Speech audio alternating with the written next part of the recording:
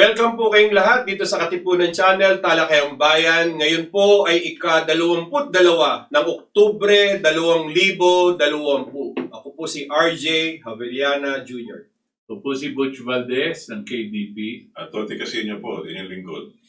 Ito po ay ating ikalawang bahagi ng Panawagan ng Patriyotikong Pilipino sapagkat nung nakaraang Martes, tayo ay pinalad na makasama natin ang dalawang veterano at masigasig na mga kasunduluhan sa ilalim po ng Philippine Marines. Walang iba kundi si Colonel Atienza at si Captain Bobis.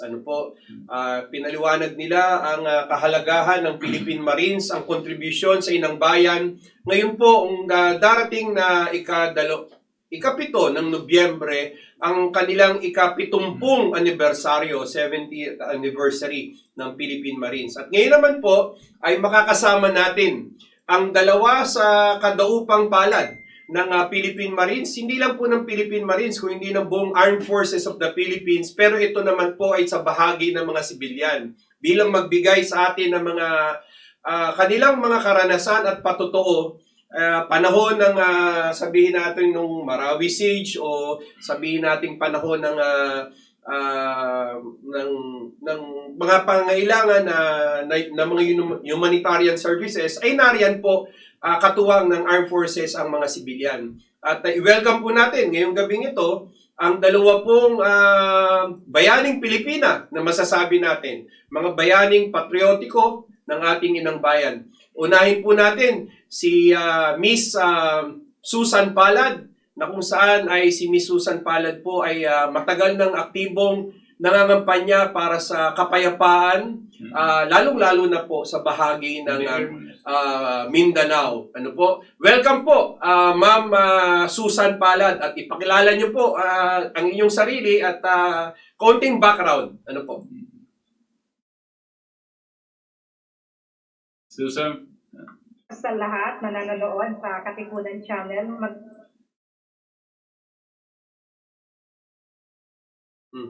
gabi rin po sa ating mga katira po ako sa Davao City. I'm the director for Mindanao, for the Mindanao Humanitarian Volunteer Missions in conflict-affected areas in Mindanao.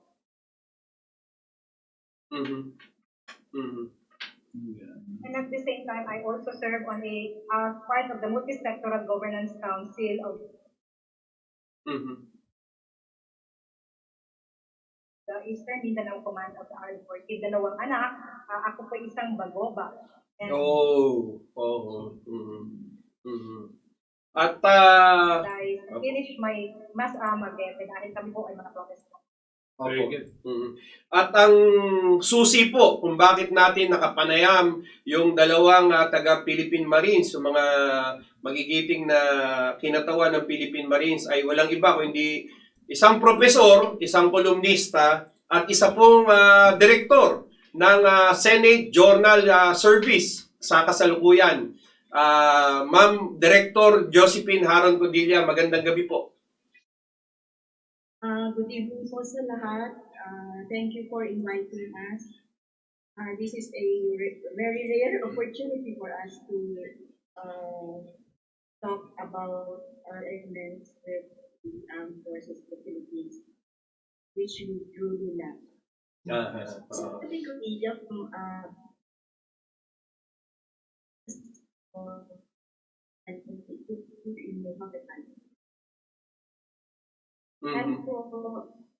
Hello po. Medyo nagkakaroon lang tayo ng konting problema sa internet connection. Pero kamusta po ang dating namin niya sa inyo? Napuputol ba? Hindi naman. Tuloy-tuloy. Tuloy-tuloy naman po ang aming hindi ho napuputol yung aming signal. napuputol po, except na here naman. Oh. Napuputol. Bakit kaya gano'n? Doon sa dalawang opisyal natin, Puerto Princesa at isa Zamboanga, Maganda ang signal. Depende siguro sa panahon. Kasi Tama. dito mayroong konting bagyo, kanya siguro naapektuhin din ang ating signal. Pero gusto ko lang Signal natin. gusto ko lang batiin at congratulate Josephine and Susan. At yung aming mga naging panauhin last time, sila Colonel Atienza at saka si Captain Bobis, they were excellent spokesmen for the Philippine Marines, no? And it gives us a greater and much better appreciation, no, of the level of patriotism that our soldiers are that there's innate in our soldiers now, no? As we were asking them very incisive questions, no? And I don't think they were easy questions to answer, but they came up with flying colors, and I would like to Nawala congratulate ako ga. not only you, Josephine, but all of the Philippine Marines. Nawala ako. Wala ako sa... So gusto namin batiin mabuti at bigyan ng puri ang Philippine Marines dahil dito sa kanilang representatives nung nakaraan na program namin. No? Thank you. Magagaling na tagapagsalita ng ating Philippine Marines, yung iyong napili, Director Josephine. Ayan, nabalik na sa atin si Ma'am Susan na palad. Kamusta naman po ang peace and order situation ngayon dyan sa Pangkalatan, sa Mindanao? Ma'am Susan. Hindi ko na sila marinig. Naririnig po namin kayo, ma'am. Opo. Anyway, ang ano bang mga mission, Director Josephine, yung mga yung medyo hindi mo makakalimutan na na-involve ka sa ating mga kasundaluhan?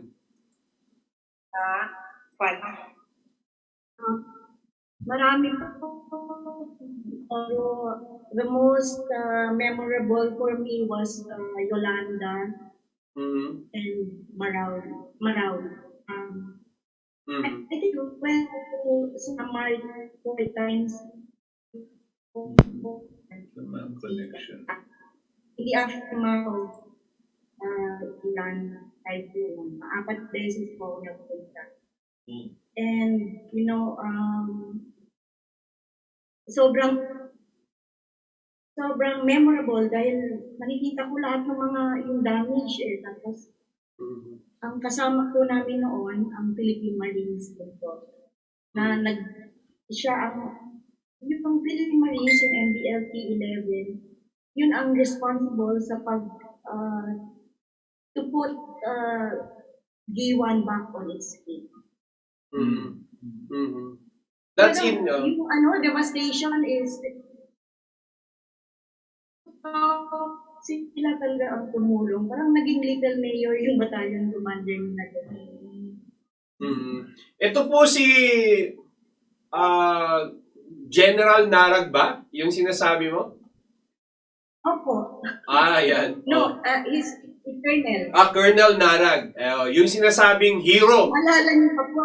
Yan. Yung hero po ng nung mga panahon na yon, ano po? Kung hindi dahil po sa ginampanang papel ng Philippine Marines, grabe ang binigay para bumangon muli diyan sa insidente na yan, sa pangyayari na yan. Isa sila sa talagang nauna, no? Na dumating diyan. Dito naman sa Marawi, ito ibang experience rin naman ito, Director Josephine, pero kamusta ba ang mga naging kaganapan ng mga unang mga linggo?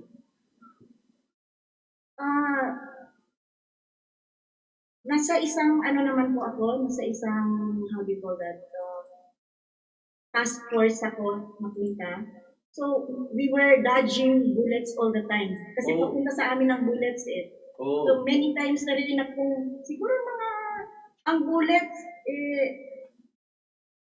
siguro mga 1 foot away from me lang, mga ganun. Wow! So, kahit po natutulog ako, naka-helmet, dahil Nararamdaman mo baka, yung hinahagingan ka.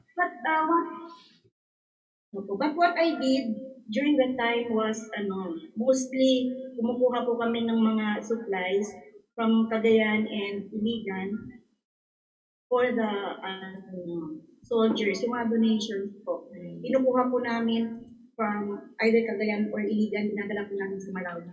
Marami po kaming mga donors. Baka mamaya po pwede kong banggitin yung talagang mga big time donors namin para lang mabigyan din sila ng honor din po.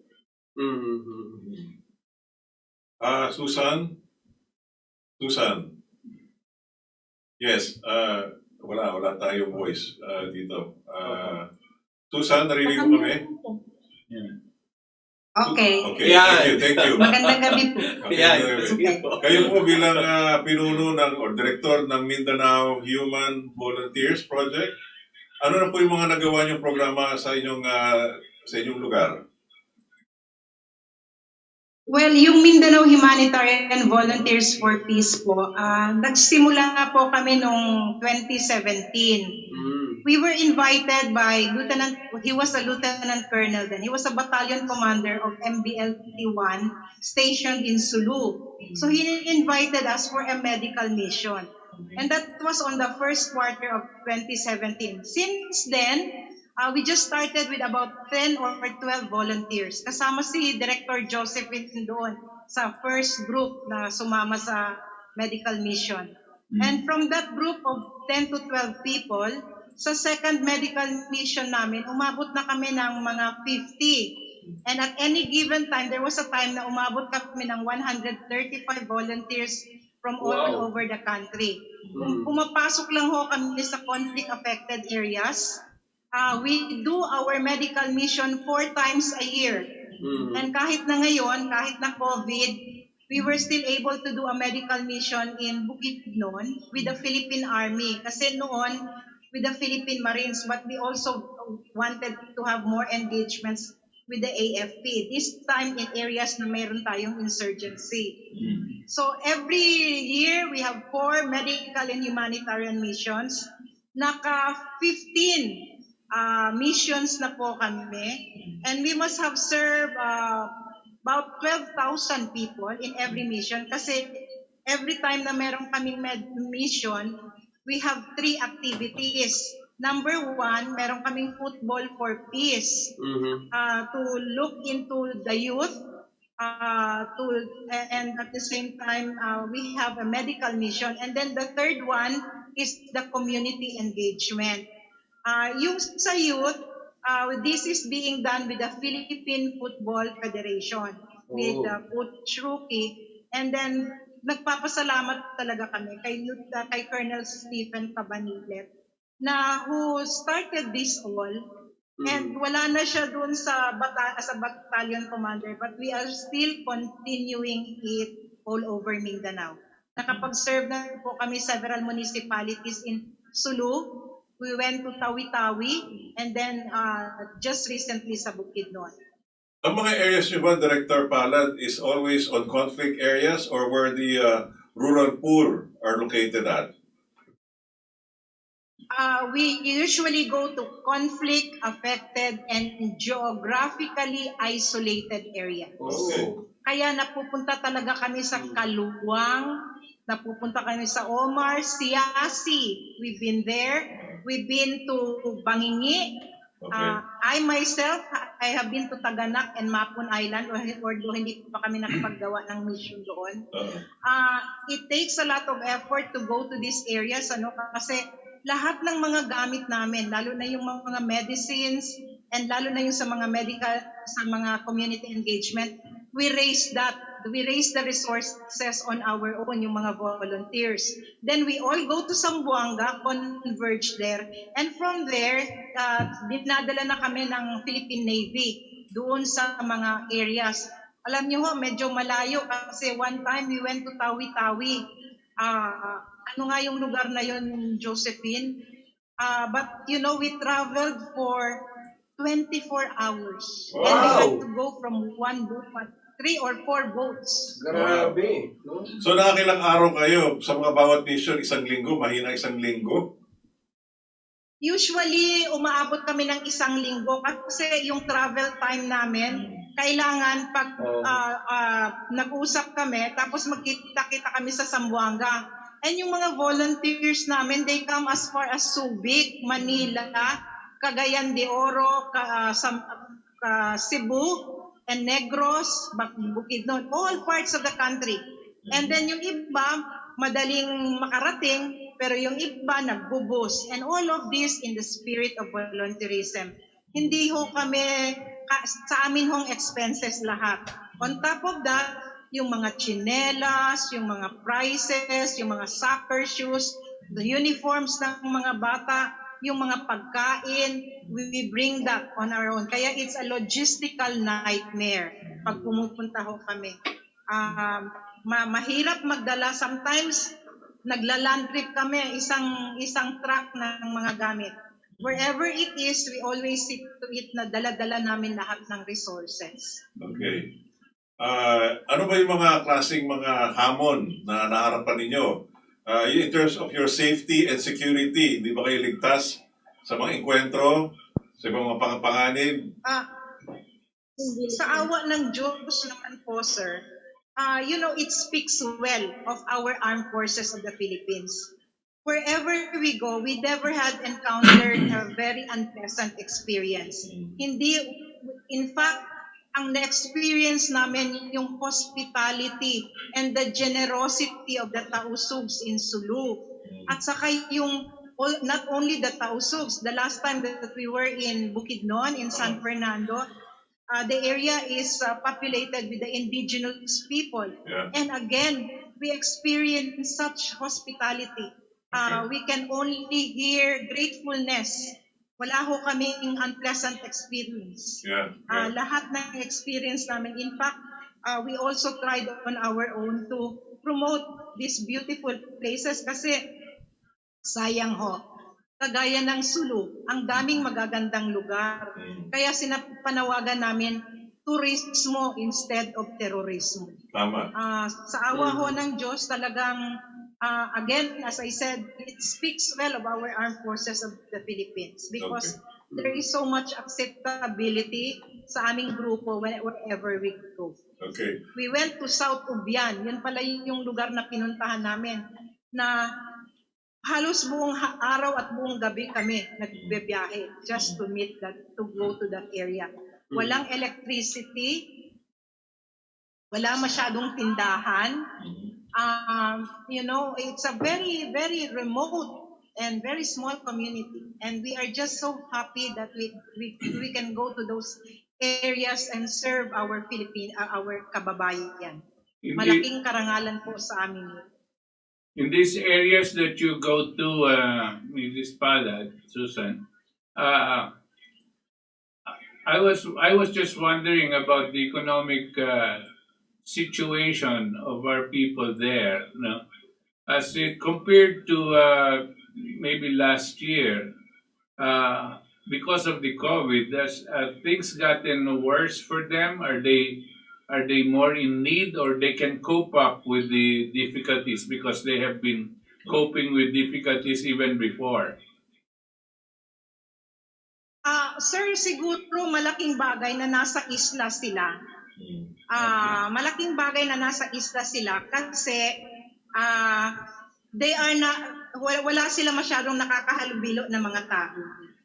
In fact, we were still able to come out with an all-in. Ito yung mga sinasabi naming medical and humanitarian mission. We call it all-in-one mission. In fact, just recently, nakagawa pa ng all-in-one mission ang Philippine Marines sa Pata Island. Although, medyo nahihirapan because of the protocol. But I think our kababayan in the islands are safer. Of course, mahirap lang kagaya sa Hulo kasi nagla-lockdown sila ngayon because they have new cases of COVID. But otherwise, doon naman sa mga isla-isla, wala naman ho kaming naririnig na masyadong nahihirapan yung mga tao. Yun lang, walang commercial boats na flying from Hulo to Hulo and Zamboanga. And then of course, that affects also the traders. Alam nyo naman, I think mangustin and lanzones are plenty. So dahil wala tayong transportation, of course it affects our farmers, particularly in Sulu, dahil hindi nila nadadala sa Zamboanga ang kanilang mga produkto. So in a way, ganun ang medyo talagang affected sila economically. There's such abundance of fruits and fish in the island. So transporting it to Zamboanga and other islands would really be a big problem. Okay. Josephine, in what way did you participate? Meron ba kayong involvement dito sa grupo ni Susan, or you have your own advocacy here in Metro Manila? I'm a member of the Board of Trustees po ng Mindanao Humanitarian Volunteers for Peace. Kasama po ako sa group. Okay. And what But is I your... also go on my own. Yeah. Oh, and what... Yeah. Member po ako ng Board of Trustees. Right. Na-air na nga sa amin ni Susan yung mga pangailangan dyan sa mga outreach program nyo, community outreach. Ano sa tingin mo ang pwedeng magagawa dito sa Metro Manila na pwede natin makatulong dito sa gawain ninyo sa Mindanao Humanitarian Volunteers Program?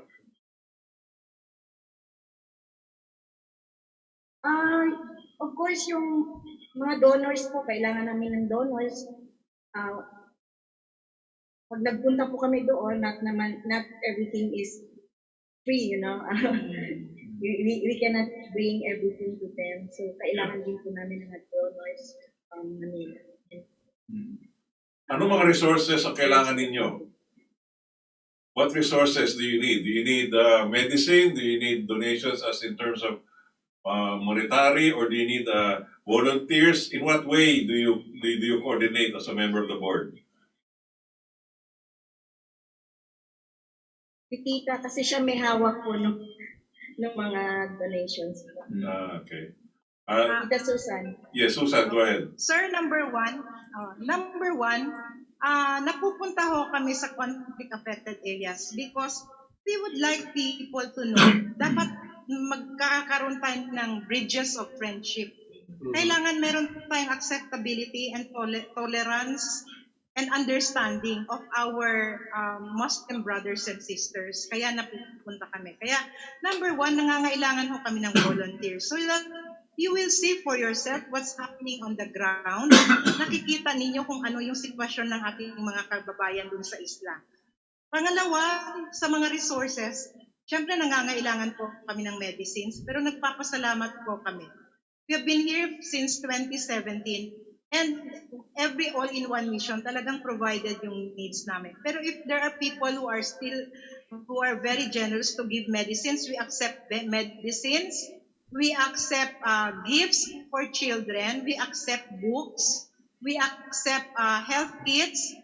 One time, meron hong nagpapadala sa akin all the way from Hawaii kasi yung mga donors natin paminsan are coming all the way from the United States of America through Silliman University. May nagpapadala ho sa amin ng mga purification tablets para sa mga sundalo natin na paminsan do not have an ready access to clean water while they are on operation. So, malaking pagpasasalamat namin na yung mga friends namin nagpadala ng mga tablets na yun.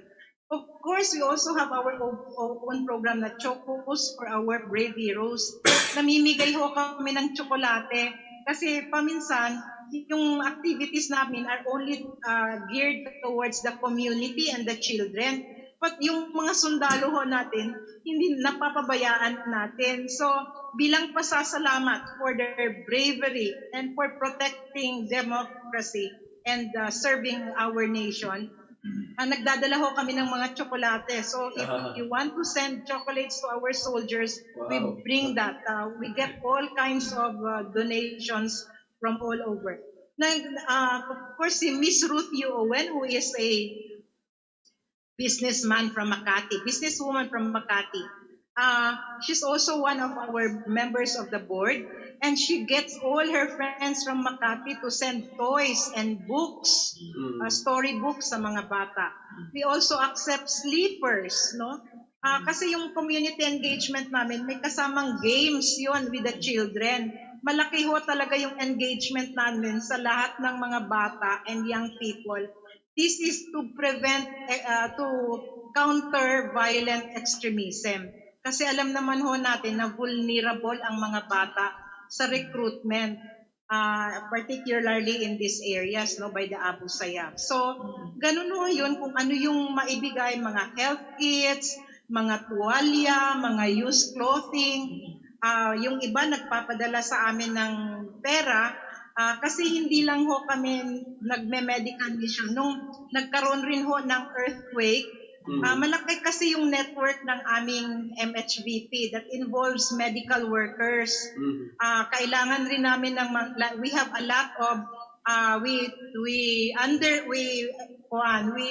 have cataract operations. Nagpe-perform ho kami ng minor operations at cataract operations sa field. We get as many as 30 to 50 patients in the most remote areas. Nagpro-provide din ho kami ng free eyeglasses sa aming mga pasyente. So we provide medicines, we provide eyeglasses, we provide all the doctors. We have many doctors coming from all places. Nagpapasalamat rin kami, we also have our own feeding program. Yung malaki yung network namin, marami rin kaming donors, salamat sa Diyos. They have always believed in what we are doing. Kaya nung nagkaroon ng earthquake, halimbawa sa North Cotabato, we also sent about 2 trucks ng mga tubig, ng mga kung ano-ano na lang ho ng pinadala namin. And usually we target yung areas where we have the indigenous people. Kasi yung mga IPs, pagkakalam ho natin, are also vulnerable for recruitment because of their situation in the remote villages in Mindanao. Ma'am Susan, mukhang talagang malaki yung gawain ninyo, no? Kaya lang, ang nasabi nyo nga kanina na you only do 4 missions per year. Do you get a chance to get back to the sites that you've done service before? Paano yung cycle yan? Kasi sa dami mga sinaserve nyo ng mga ibang lugar na malalayo, mukhang kukulangin pa kayo ng mga panahon na balikan yung mga dati yung napagservisyohan. Or meron kayong programa para meron ko follow up dito sa mga napagservisyohan yung mga komunidad. Yung continuity. Sir, masaya kami, no, dahil nagiging partner namin ang Philippine Marines. Pag napasok kasi kami ng area like Luok, we have been to Luok 3 or 4 times already. Tapos yung mga ibang pasahero, yung ibang mga pasyente na nanggaling from other islands, dinadala ho ito ng Philippine Marines. Dinadala nila yung mga pasyente, dinadala rin nila yung mga bata.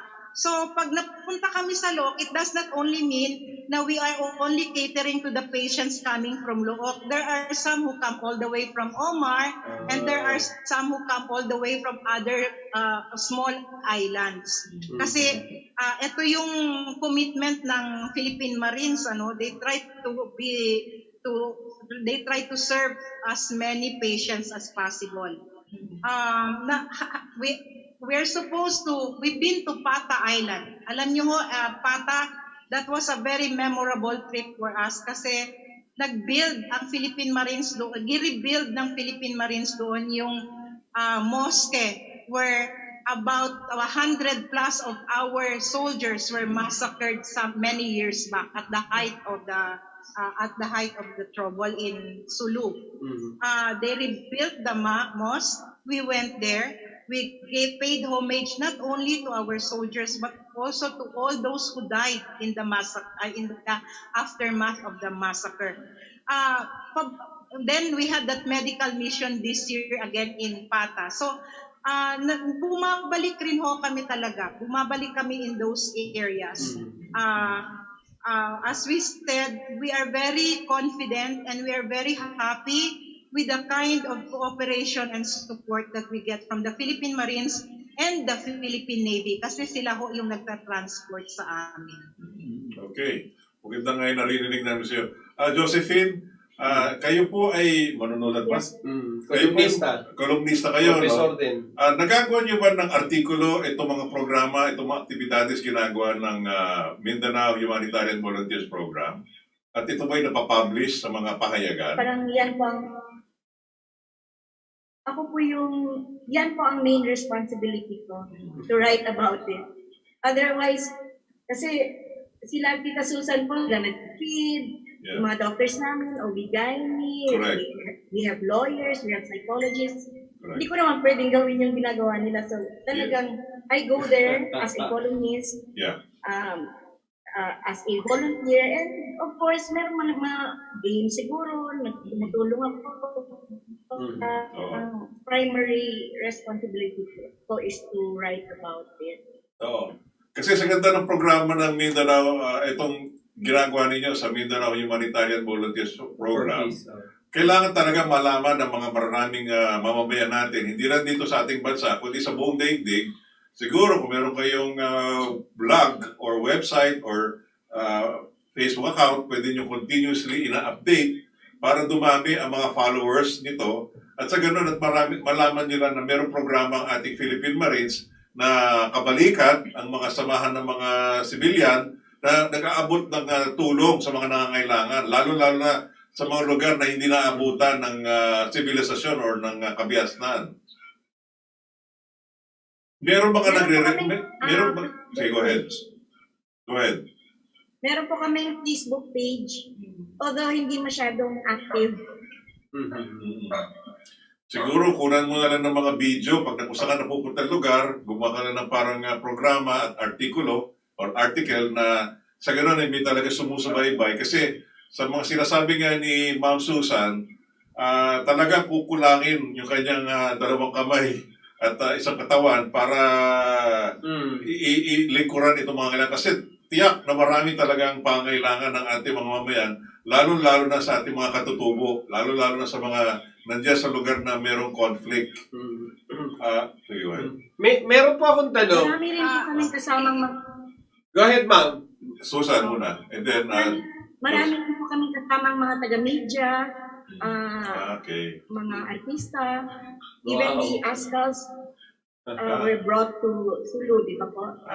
Susan. Yung Ascals, yung football team. Yes, Simon Greatwich of Ascals and the young si Simon Greatwich was with our first medical mission. Siya yung nagtuturo sa mga bata ng football in our first time that we were in Sulu.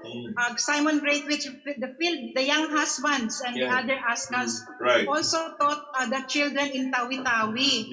Kasi under the Football for Peace program. Masaya rin ho kami kasi whenever we go to Sulu, there are always media people. In fact, we were interviewed and there was a lengthy discussion of our activities in Singapore TV. And then one time, there were also 4 Italianos na tinatawag namin mga spaghetti, but they were with us when we were to Omar. And they came out with a very nice coverage for Italian TV. Tapos nung napunta ho kami sa Pata Island, for example, there were 3 Russian journalists who were with us, na kasama nila yung 3 child soldiers who came from Marawi. And they were liberated from Marawi. They came along with us to pray in the mosque na built ng Philippine Marines doon. And again, they came out with a very good documentation about child soldiers, but at the same time, the activities and the projects of the Mindanao Humanitarian Volunteers for Peace in cooperation with the Philippine Marines. Yung ano po namin kasi, yung mga doctors namin, medyo shy yun.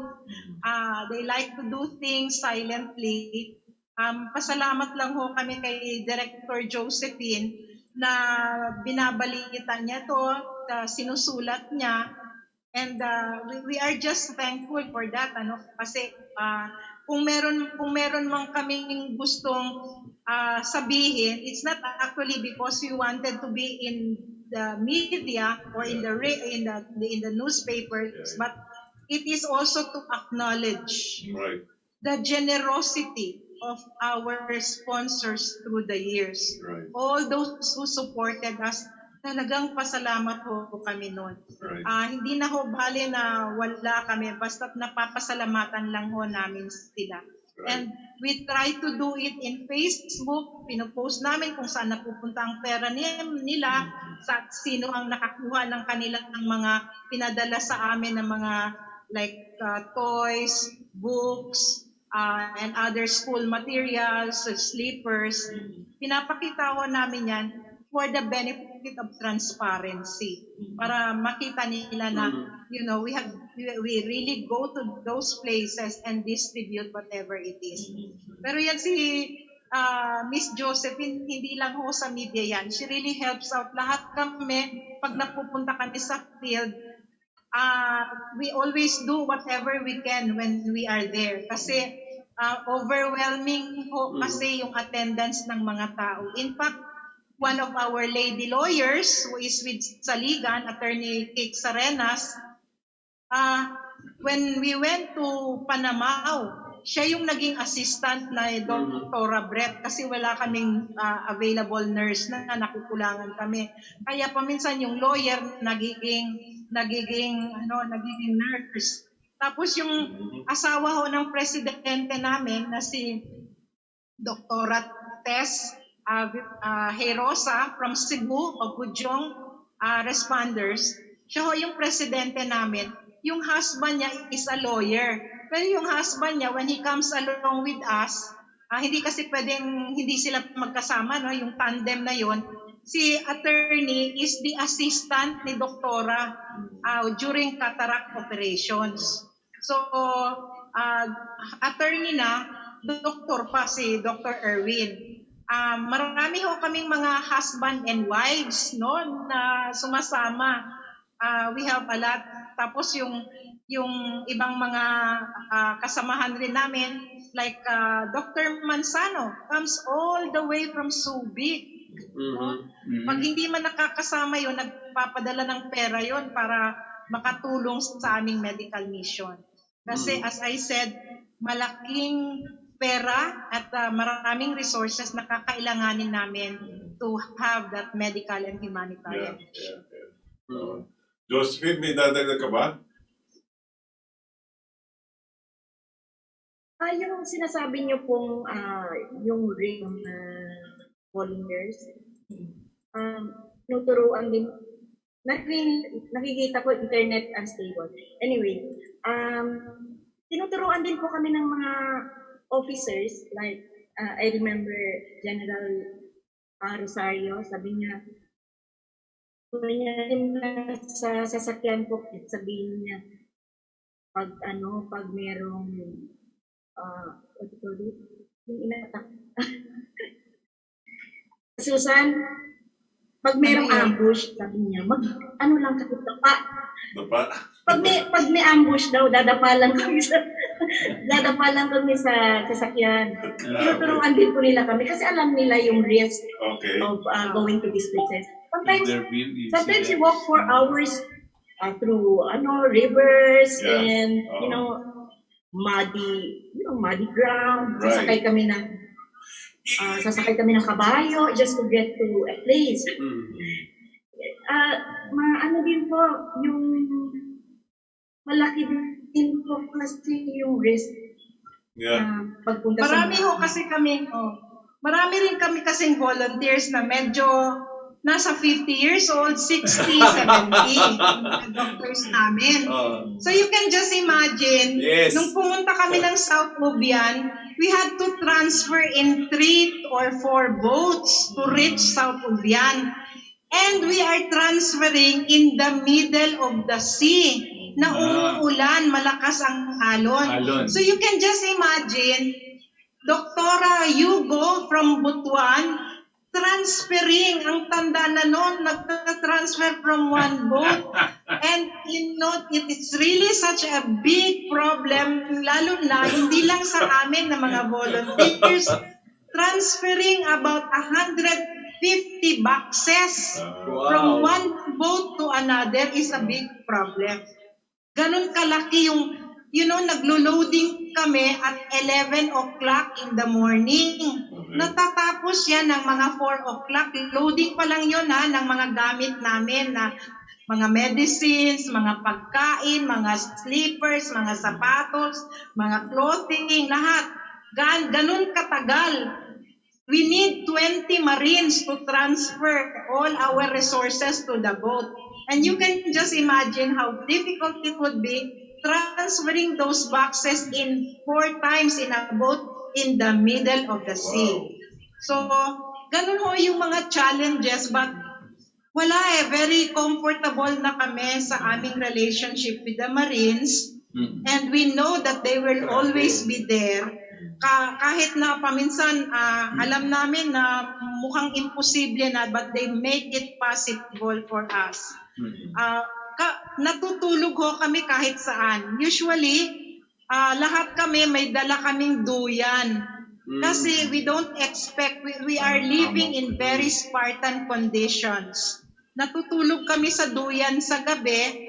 Nung sa South Ubian kami, there must have been about 50 of us volunteers. Nagsasalo ho kami ng isang drum na tubig. Every afternoon, naliligo kami sa harapan ng munisipyo kasi walang tubig. So, doon kami naligo. Tapos sa gabi, mamalong lang kami. Tapos doon na sa duyan, okay lang kung may poste. Kung walang poste, maghanap kami ng kahoy. Just like what we did in Pata. Doon kami sa kakahuyan. But before that, kasi all the volunteers, we usually have joint briefings. We brief our volunteers. Kasi iba yung mga volunteers all in one mission. Number 1 rule, we never venture out of the area where we perform our all-in-one mission. Never. Kung maglabas ka sa area, you must tell the Philippine Marines or the Philippine Army where you are going. May body system ho kami. Everybody wakes up at 5 o'clock in the morning kasi dapat 7 o'clock start na kami. Some of our doctors, like Dr. Tan from Zamboanga, Anthony Tan, he can spend until 11 or 12 o'clock midnight just to accommodate the patients. Wow. Ganun kami. We don't mind it. We actually enjoy it. And one thing is, yung grabe kasi yung sense of humor ng presidente namin, si Tessie Rosa. Lahat kami nakatawa buong araw. Grabe corny yung jokes, talagang tawa kami ng tawa. Because we feel that in order to be able to do our things, we must always have laughter in our midst. We must always love what we are doing. We are doing this voluntarily, so we might as well enjoy ourselves. Yeah, very good. Alam mo, Josephine, pag narinig ko yung kwento ni Susan, parang gusto ko i-video mo yan sa telepono mo, tapos i-share mo. Nakakatuwa nga makita kayo sa ganyan Para mo malaman nila talagang, lalo na kayo sa gitna ng dagat. Pag nakuha mo yan sa smartphone mo, i-tape mo, at ipadala mo, maraming matutuwa. So, gusto ko din paalala sa inyo that our program is watched by many of our kababayans all over the world. They're coming from Singapore, Japan, Greece, Lebanon. Europe, and Middle East, including the United States. Kaya what you are saying and sharing with us now is very important because this is unknown. If it is unknown to us here in Manila, you can just imagine how many people. What you're saying, Susan, itong mga kwento mo are really eye-openers and dapat siguro talagang may magbibigay na ng medalya sa inyo every year, no? Kasi Mga patriotiko talaga. kasi hindi lang kayo kasi tumutulong, as you said, volunteers, no? But in reality, you're risking your lives, Yeah. no? In much the same way, the soldiers are risking their lives. You are just as patriots and militant as our soldiers there in the field, no? And we commend you for it. Sir, napunta na ako. I've been to Taganak Island and I see how lonely our soldiers are in that island. This is the farthest island in the Philippines. Yung kanilang cellphone, yung kanilang connection, nilalagay nila on top of a bamboo pole. It's very seldom that they see their families. They also live in very Spartan conditions. Yung pagkain nila hindi masyado kasarapan, no?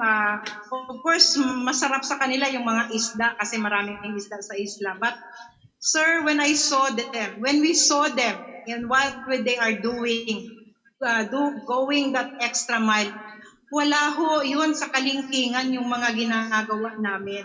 Kumpara dun sa mga ginagawa ng sundalo natin. Our soldiers deserve all the accolades. They are our heroes. They are the ones who are fighting for us. So, baliwala ho yung mga ginagawa namin, risking our lives. That's nothing compared to what our soldiers are experiencing in the field. Alam mo yung mga sundalo natin ngayon, naiiba sa sundalo natin noon. They are always proactive. Pag napunta sila sa civil military operations, they walk the extra mile. Meron kaming pag napupunta kami sa mga isla, nagpapakain kami ng ice cream. At itong ice cream, meron kaming isang sarhento, si Sergeant Budao ng Philippine Marines ng MBLT-1. Sir, natulog ako ng 6 o'clock sa gabi. Nag-start na siyang gumawa ng ice cream. Nagising ako ng alas 12, gumagawa pa rin siya ng ice cream. Nagising ako ng alas 6 ng umaga, gumagawa. Sabi ko, Budaw, hindi ka ba natulog? Sabi niya, hindi, ma'am, kasi kailangan ito ng mga bata. Kainin niya mamaya. True enough, 10 o'clock, nagpakain ako ng mga bata. Nandiyan na si Budaw. Siya pa rin ang nagsumama sa akin para mag-serve ng ice cream. I mean, if you have soldiers like this, soldiers who would go out of their way the whole night to make ice cream for the children in the islands. What can be wrong? Right. Can't we not, all of this? Kaya sinasabi ko, lahat ng mga sundalo natin ginagawa na dapat gawin. They are making that extra mile, walking that extra mile for us. The least we can do is support our soldiers in the field. And I hope kung sino man po yung nakakarinig sa amin ngayong gabi, you will also have that same feeling, not only for our soldiers, but also for our government who are doing a lot to improve the peace and order situation in this country. Alam mo, nadadama ko yung nararamdaman mo, Susan, at nakaligtaan ko naman sa ibang programa kung anong klaseng sakripisyo ang nanaratnan ng ating mga sundalo, lalo na sa mga ganyang malalayong lugar. At nakakalungkot na sa kapanahonan ngayon, na nasa siglo XXI na tayo, at marami na mga teknolohiya na nag-advance na, nandito pa tayo, meron pa tayo mga lupain, o meron pa tayong teritoryo, na parang hindi nakakaabot ang kabihasnan, na hindi maabot ang kapangyarihan ng ating pamahalaan. Samantala, madali lang yan kung ang tamang pondo ng ating pamahalaan ay nilalagay sa mga lugar na ganyan upang ipagtanggol ang ating teritoryo. Kasi nga, itong ating mga sundalo nandiyan sa lugar na yan, hindi lang binibigyan ng kaaliwan itong mga kabataan dyan o kay mga nakatira dyan, mga mamayan, kundi binibigyan ng kahalagaan ng ating teritoryo. Pero ang ating mga mambabatas o ating mga nakapo dito sa gitna ng ating bansa, ay tila hindi nila nararamdaman yung mga ganyan mga sakripisyo. Kaya nga sana, sinasabi mo nga ngayon, Ma'am Susan Palad, na makarating sana ito sa mga naukulan at sana po ay talagang tugon at bigyan nila ng tamang pansin na bigyan nila ng kahalagaan. Kasi nga, mayaman din tayo sa ating lupain, mayaman tayo sa ating likas, sa ating kapaligiran, pero mukhang kulang ang ating mga mambabatas sa manukulan sa pamahalaan ang tamang kaalaman at tamang pag-iisip para tugunan ng tamang pansin sa mga nangangailangan. Kaya nga, hayaan nyo sana ito. Lalo na po sa health services. This is one area that they really need, lalo na dun sa mga geographically isolated areas. Yes. Pupunta ka sa mga clinics nila, kahit betadine or paracetamol, wala sila eh. So, and then of course, they're so geographically isolated na hindi na nila, like in South Ubian, they only have trips to Zamboanga and Tawi-Tawi mga twice a month. So if ever meron siyang merong may sakit from South Ubian, paminsan hindi na nila dinadala sa doktor because it's a long way from Tawi-Tawi and from Zamboanga. So at the same time, meron rin tayong mga tinutulungan ng Badyaw teachers like in Siasi, na kumukuha tayo ng mga sponsors na kasi they are informal teachers. Wala silang trabaho, but they know they graduated ng education. Pero hindi, dahil wala silang kilala sa gobyerno, so hindi sila nakakapagtrabaho sa government. But we need our services in the schools, particularly for Badyaw children. So ang ginawa namin, naghanap kami ng sponsor para makabigay sa kanya ng salary niya every month so that he will report for work, so that yung mga Badyaw natin na mga kabataan will be able to go to school. Yes. And again, I'd like to say thank you. Kilala niyo naman ho siguro yung famous na culinary personality na si Clang Garcia. Actually, she spends her own money to sustain yung services ng ating Badyaw teacher in Siasi. At again, nagpapasalamat talaga ako sa mga tao na sumuporta sa amin all this year. She would not have been able to do it had it not been for these good Samaritans na pirming na andyan kung kakailanganin namin. Yeah. Siguro, Ma'am Susan, sa tagal nyo na nga naglilingkod, or may mga 3 taon na kayo naglilingkod dito sa Mindanao Humanitarian Volunteers for Peace, meron na kayong parang mapa ng ating mga komunidad sa mga lugar na to. Siguro meron na kayong parang datos para malaman kung anong kondisyon ng bawat lugar na yan para sa darating na panahon, yung tamang paglingkod ng ating pamahalaan at ganoon din ng ating komunidad ay mabigyan ng tamang pansin. Lalo-lalo na sa panahon ngayon na marami na tayong nalalaman sa teknolohiya at marami tayong na-access dito sa internet. Kaya lang talagang mahina itong internet provider natin sa Pilipinas, napakabulok. Yun ang masasabi ko.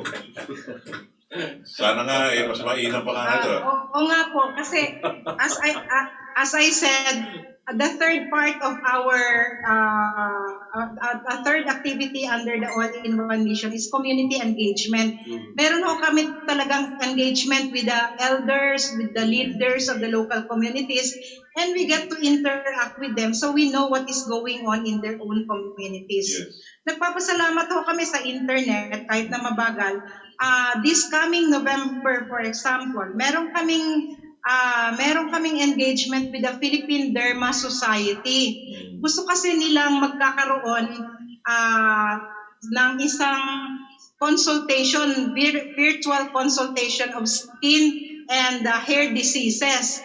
So what we do, yung mga ganyan, we contact our people on the field, that is the Philippine Marines, MBLT 7 and MBLT 1 in Sulu, And of course, the Makatao Battalion, I think this is the 82nd Battalion under Colonel Tres Montero in Paquibato, in Davao. Again, another conflict-affected area. Sila ho yung parang nag-a-identify those people who have this kind of skin diseases. And then on a certain day, dinadala namin yung tao kung saan may internet. Tapos nagkakaroon sila ng virtual examination by our different dermatologists from Manila. And then we also supply the medicines, and then we send it to the Philippine Marines and the Philippine Army kung anong findings ng mga doctors. That will, kaya sinasabi namin, COVID, walang COVID, nagtatrabaho pa rin kami. We still be able to do all these things because of our strong partnership with the armed forces of the Philippines, Philippine Army and the Philippine Marines. So kahit na wala kami doon, pwede pa rin tayong magkaroon ng virtual consultation with the Philippine Derma Society. This is Manila-based. Yung mga doctors natin ho are coming in from Makati, coming from different places in Manila. And then we connect them to the patients in the village, in the areas. And the Philippine Marines and the Army will just bring them doon sa kanilang kampo kasi doon ang may internet. And then yun, ina-examine. And then after that, we send them the medicines that they need for such. As we said, masaya lang ho kami with the grace of God that we will still be able to do all these things even if there is a pandemic going around. Kahit hindi ho kami nakakalabas ng bahay, nakakapagdala pa rin ho kami ng tulong sa ating mga kababayan, lalo na in the remote areas. May tanong lang po ako sa inyong dalawa. Meron bang pagkakaiba yung mga lugar na infected ng Abu Sayyaf at infected naman itong New People's Army dun sa siniservisyohan nyo dyan sa MHBP? Ano bang, meron bang difference o pareho lang? Pareho silang Pilipino. Josephine. We are all part of humanity. We are Filipinos. Pareho silang hospitable. Naiiba lang siguro yung kultura. Naiiba yung pero yung degree of hospitality and gratefulness na andoon. Yung degree of pangangailangan, lalo na dun sa mga medical services namin, pareho rin, no? I think ang pagkakaiba lang kasi medyo mas remote yung ating mga IPs, yung indigenous people, because they do not live near the sea. Yung mga Tausok at saka sa Tawi-Tawi, they live near the sea. Yung kaya sinasabi ni Josephine na paminsan sumasakay kami ng kabayo, tapos we navigate a river, umaakyat kami sa bundok, medyo mahirap. But because we are now serving in the indigenous people through the invitation of Makatao Battalion in Bukidnon.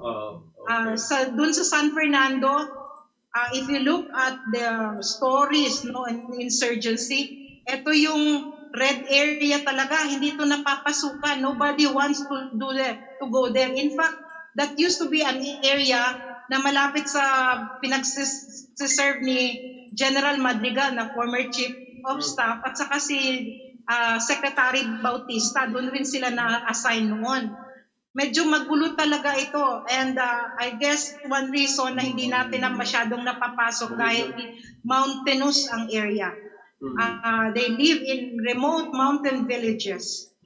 So yun lang sigurong pagkakaiba ng delivery of services. Madali yung mga sa isla, mahirap yung mga IPs.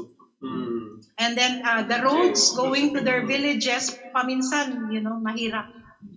Si Director Josephine has been there, so she knows. But mabuti na lang ngayon because for the first time they built a road. Yung Talaingod from Davao del Norte, Talaingod, tapos lalabas ng Bukidnon.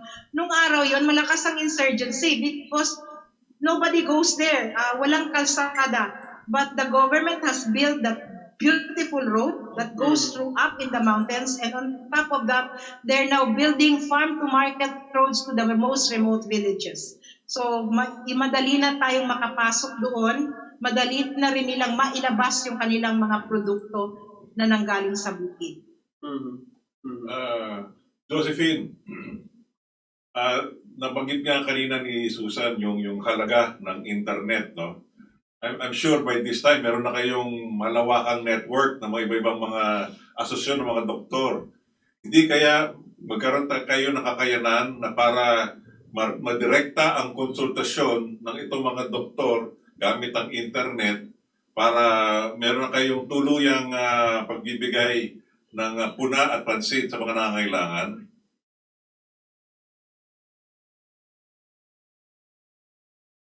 Josephine? Ay, ako po ba? Hindi ko marinig. Yeah. Yung internet, talking about internet, yun ang mahina dito. Kahit na sa Manila, mahina. Okay. But anyway, I think uso na ngayon yung consultation through Correct. the online consultation. Yes, So, yes. Online But consultation. even if it's even if uso na siya ngayon, may bayad pa rin, di ba? But we can probably give it for free dun sa mga ano natin, sa mga nandun sa mga areas na sinaserve namin. Kunyari, magdodonate na lang siguro itong mga smart at globe ng libreng telepono at pati na rin linya. Siguro naman, mapapagana na naman, mapapadali ang trabaho sa inyo. Dahil pre-advertisement din sa kanila yan, hindi ko kaya, Josephine. Actually, sir, nawala ako kanina, di ba? Nawala rin yung internet ko.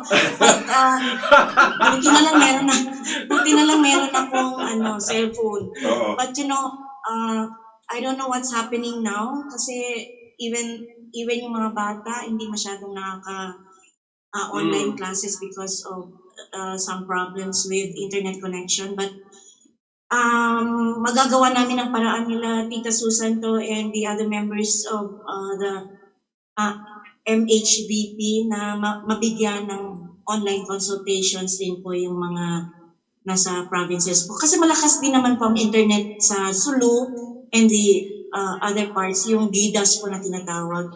Geographically isolated and ano nga ba yung GIDAS areas po. Okay. So yung mga geographically isolated islands, or GIGAS, whatever you call it. Geographically isolated and disadvantaged areas, parang ganun po. Disadvantaged areas. But in military parlance, we call it GIDAS. Okay. GIDAS. Okay, kasi nandyan pa rin nakasalalay ang ating teritoryo. At katulad nga din sa West Philippine Sea, na-encroach na nga tayo ng mga dayuhan, ganun din po dyan sa lugar, lalo na dyan sa Southern Mindanao, sa area ng Sulu, dahil karatig bayan lang natin dito ang teritoryo ng Malaysia at din po siguro ng Indonesia at Sabah, no? At siguro, pangangailangan din natin na bigyan ng kakayanan ng ating mga katulad ng grupo ninyo sa Mindanao Humanitarian Volunteers for Peace na magkaroon ng ganitong ugnayan, lalo-lalo na dito sa mga eksperto dito sa Metro Manila, na gustong mag-abot ng tulong, pero dahil sa kulangan ng pangailangan, kulang na nga siguro ng mga resources, ang internet na lang siguro pinakamabilis, maasahan, ano? Para, katulad yung sabi nga ni Susan, may mga lugar dyan na hindi nga na nakakarating dyan ang sasakyan, kundi 2 beses ang buwan, pero siguro pag nag-abot na sila ng sakuna, agad-agad mararating ng internet. Siguro yung grupo ninyo sa Board of Directors, magkaroon ng sulat at i-address dito kay Manny Pangilinan at kay Jaime Agusabel, ang may-ari ng Globe at may-ari ng Smart, at sabihin mo, bubigyan kayo ng libreng internet. Kasi nga, libre ng yung trabaho ninyo. Sila naman, ang laki ng kinikita nila sa atin, support naman ang kanilang serbisyo, maglagay na sila ng antena para naman, yung katulad ng sinasabi nga ni Susan, makarating man lang yun, abono na nila yun, di ba? Josephine? Josephine? Naputol na yung Ayan, naputol na yung internet mo. Actually, nasa Bayanihan 2 po yan. Wala na pong permits na hinihingi ngayon, di ba po? Nasa Bayanihan 2 law na pwede na pong magtayo kaagad yung mga ah, ah, Providers. telecommunications companies ng mga towers nila without going through a lot of getting so many permits. Correct. Parang barangay na lang po ang hinihingi. So, Correct. let's take advantage of this while the law is enforced. Pero sana libre pagdating sa inyo. Sana libre. Hindi kasi, di ba? Libre yung service nyo. Humanitarian naman to eh. Hindi naman to, di ba? Oo. Hindi naman dapat pagkakitaan yan. Buhay na nakataya rito.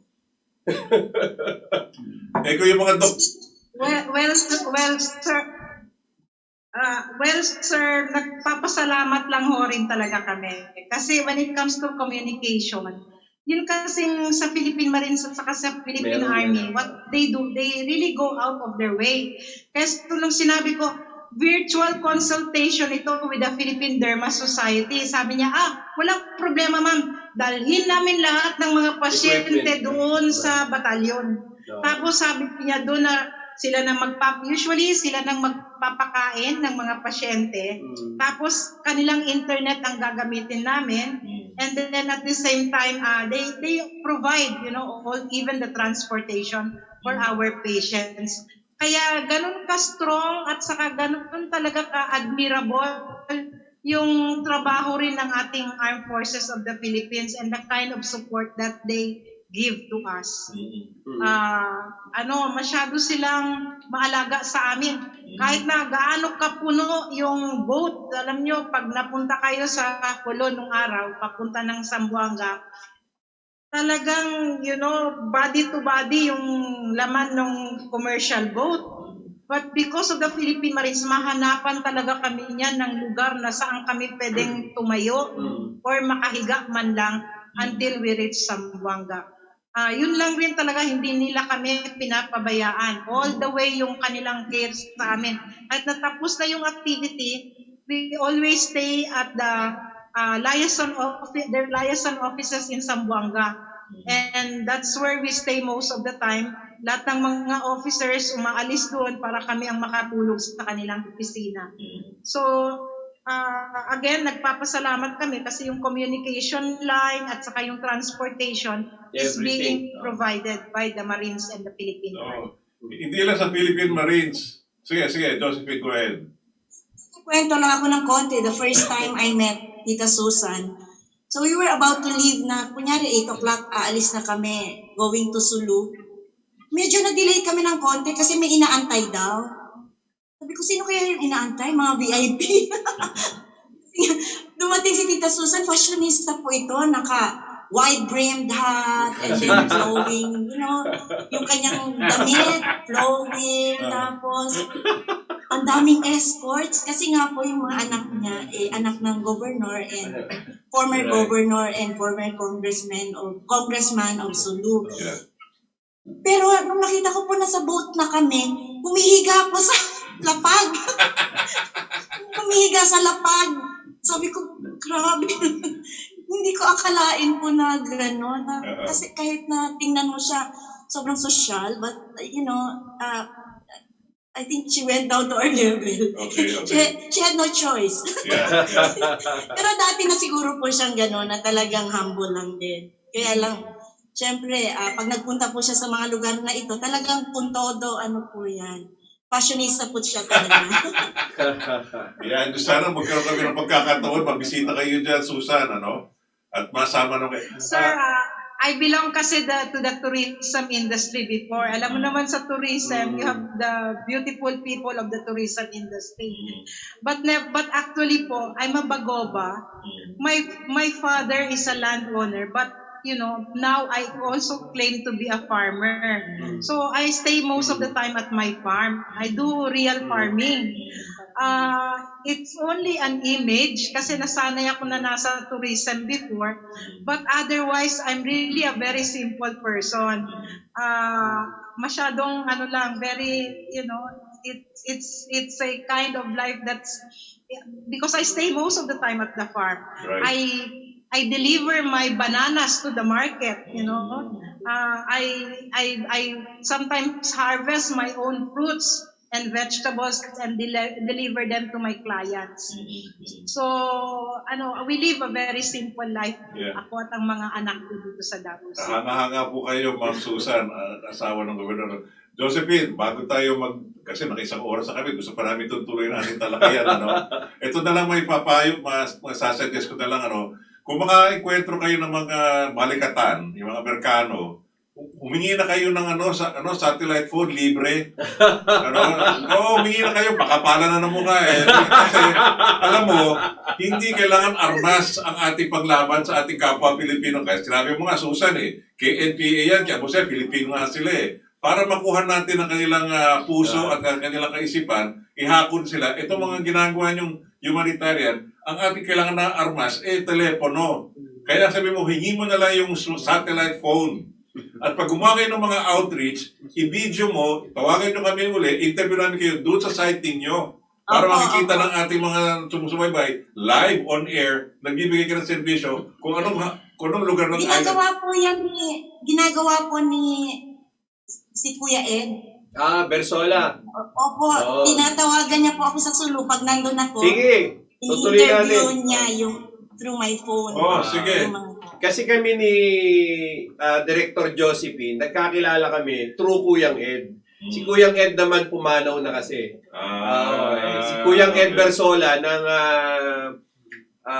radio, People's Television. Okay. Radyo ng Bayan. Ng Radyo ng Bayan. Matagal siya doon. So 2 years ago, pumanay Sige. Kung meron kayong programang gagawin, tawagan nyo tuloy na natin. si RJ, Tuloy natin yan. i-air natin dito para makarating sa buong daigdig kasi maraming sumusubaybay ngayon Kung gusto mo magantay lang yan, babasahin namin yung mga bumabati sa atin sa mga dako ng bansa at ng mundo.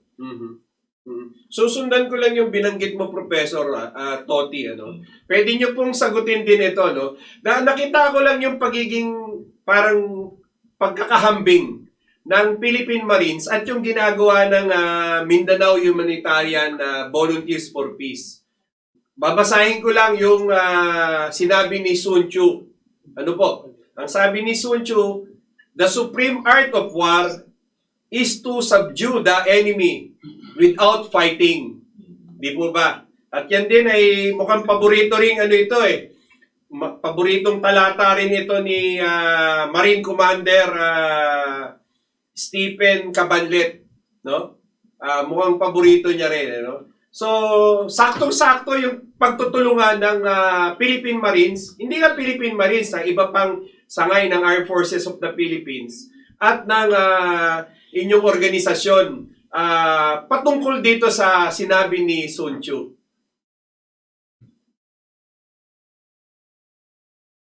Ako muna. Actually, I think we have to acknowledge po yung Western Mindanao Command kasi under po sa kanila yung Sulu, Tawi-Tawi, Samba Sulta po.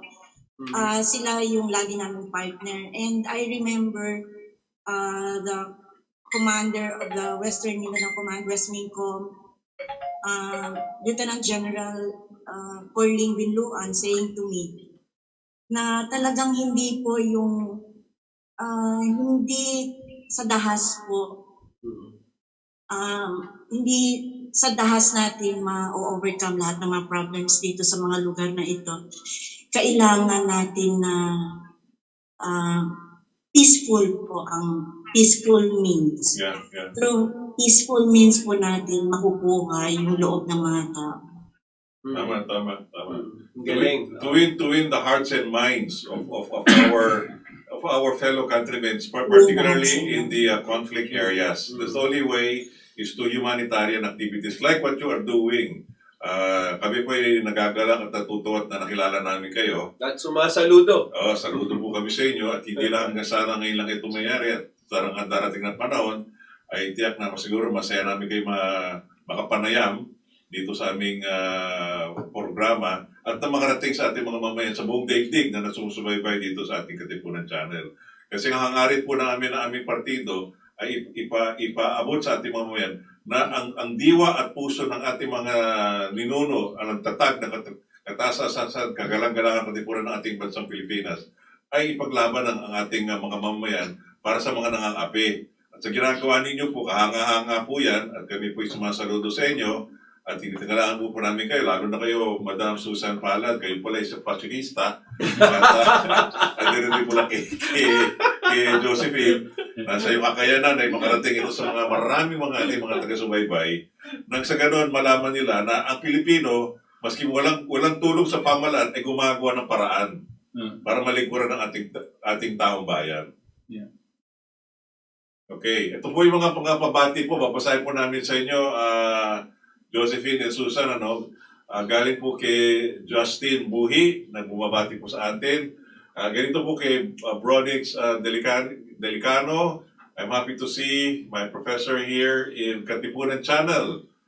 Professor Josephine JARON Codilla, glad to see you. Josephine, meron kang tagahanga dito. Estudyante mo, si Bronix Delicano. Ganun din po kay Lorena Silverio, bumabati po sa atin. Kay Alain Paliones, nagbababati rin po sa ating programa nito. At sabi po nga ni Bronix Delicano, Josephine, ang ganda naman ng advocacy niyo po, ma'am. Keep it up. No? Okay. Kay Bronix Delicano yan. Bigyan mo ng alas. Okay. Public ad ang tinuturo niyan. Public ad ka ba, Josephine? Yeah. Sir? Public administration ka ba? Yes, sir. Parehas tayo, graduate din ng public administration sa UP Masteral. Okay. Yes. Sa Sa UP din po ako nag-graduate ng undergrad. Papa. Okay. Maganda yan. Maganda eskwelahan yan. Wag niyo na po itanong yung student number. Nakakaalaman. Lalo sa akin. Okay, kay Eric Bautista, mabati po sa atin. Ganun din po kay Starseed Reggie TV2. Ito po ay galing sa dapat magising ang mga sundalo sa pang-aalipin ng oligarko at Nazi CIA sa taong bayan. Mabuhay si Andres Bonifacio at KDP. Yan po ay galing kay Starseed Reggie TV2. Alam ko, taga-isang bansa siya, no? OFW to eh. Kay Kathy Cruz, I agree. Director, salute to our hero soldiers. Sila ang pinakamamalaki at tanging tagapagtanggol ng ating bansa. Kay Crime Bastre from Thailand, magandang gabi, mga matatapang na katipuneros, ganoon din po sa ating mga nabayan. Kay Marisa Camba, eto, Josephine, Susan, napaiyak mo to si Marisa. Yeah. You made me cry. Sana mabigyan pansin ang sakripisyo ng mga kasundaluhan natin. Salamat po sa bagong kaalaman. Galing po yan kay Marisa Camba. Where is she? Where is Marisa? Marisa is abroad. Yeah, taga lang tayo bansa din yan. I think she's in Hong Kong. Oo, si Marisa. Taga Hong Kong po si Marisa, Susan and Josephine. Napayak niyo po siya nung kinikwento mo, Susan, yung mga ginagawa natin kasundaluhan. Galing po kay Ras Mendoza, mabati rin po sa atin. Mabuhay nagmamahal sa bayan at nagsasakripisyo ng husto para sa bayan. Salutes to all of you. Long live the heroes. Kayo po yan tinutukoy dito. Galing po kay Ras Mendoza for Josephine and Susan. No? From Cesar Soberano, unsung heroes. There are too many while the richest oligarchy and the corrupt politicians enjoy their loot. Long live to our soldiers and true Filipino heroes and heroines. Yan po galing kay Cesar Soberano. May mabati po tayo kay Ruth Groot. At uli-muli kay Crime Bastre, I love you, Ma'am Susan at Ma'am Josephine. Mabuhay pa kayo, watching from Thailand. Meron na kayong fans from Thailand. From Glenn Buwan, thank you for your humanitarian services. May God grant you all the deserved graces and blessings. May our soldiers be protected from all harm. Alright? So, ito yung mga ilan mga ito pa, meron pa, from Stephen Lalias Cabanlet, Semper Pax. Ano ba yun? Pax is always peace. Always peace. Yes. Yan po isang mga ilan pa mga nakapagbigay ng kanilang komento. Pero, hayaan niyo po, dahil ito yung nakalagay sa YouTube, marami pong sumusubaybay nito, dumadagdag pa yan. So, i-check nyo lang sa YouTube, yung Katipunan channel, itong programa natin. Papanood niyo po itong sarili ninyo at makita niyo mga komento din po din dyan. Gusto ko rin sabihin na in case Josephine and Susan, you have our numbers and our contact info. No? Anytime you want to share something that's going on in areas that you think the whole country should be aware of, no? Let us know, no? Let us know, and we will put you back on air, and for the whole country to understand and listen to your sharing, no? Importante po yan. At lalong na the other time, dalawang sundalo po, si Colonel tsaka si Captain ang nag-share sa amin. Josephine, anybody from the military that you might get in touch with that would like to also say hello and join us, marami tayong pwedeng pag-usapan, lalong-lalo na sa ating bansa, no? At naawa nga ako nung sinabi ng kwento si Susan tungkol dito sa Tagawan. Anong island uli yun, Susan? Yung pinakamalayo, sinabi mo kanina? Susan? Ang ano po yun? Anong island? Yes. Anong island uli yun? Sa South Obian po ng Tawi-Tawi. South Obian.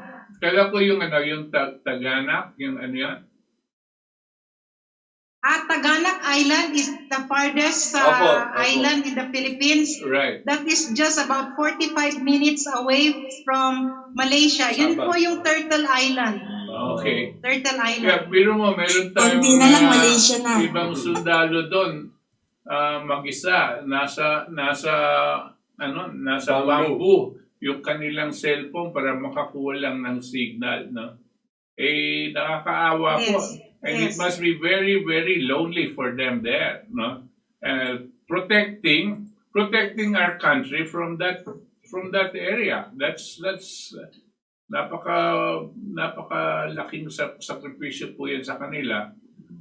Although pinili niya yung vocation na yan, no? And we still salute them, no? For their patriotism.